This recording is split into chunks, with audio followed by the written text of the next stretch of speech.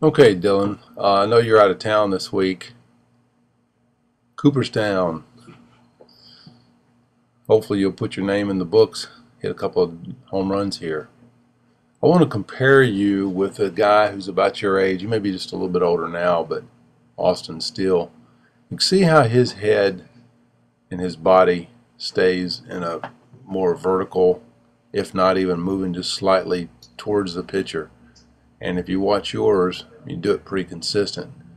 When you make contact with a ball, you really put a lot into it, and that's good. You know, you really swing hard, but you kind of pull back. We talked about that about two-thirds of the way through this lesson, and you know, it's part of being young, and partly you know, being young and experienced, and you know, the ball hitting the bat and the swing just kind of drives you back sometime.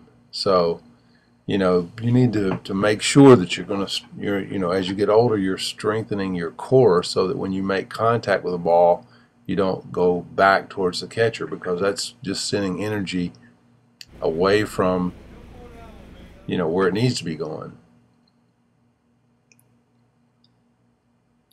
Getting good rotation of your backside, and you know how important it is, and how we talk about, you know, the backside and not over twisting and swinging with your front. So you kind of over twisted at that point, got a little bit hippie with your swing, but I want to make sure that you're focused on using your front, I mean your backside,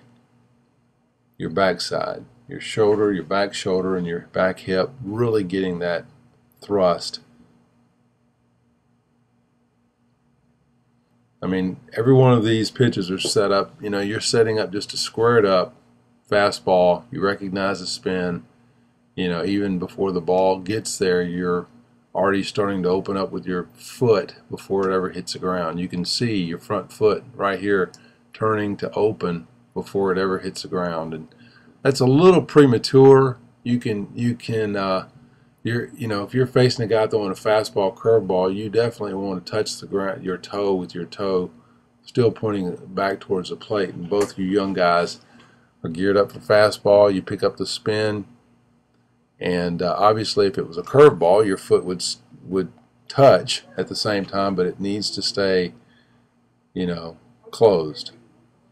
Uh, we'll talk more about that as we get into hitting off-speed pitches and working on that.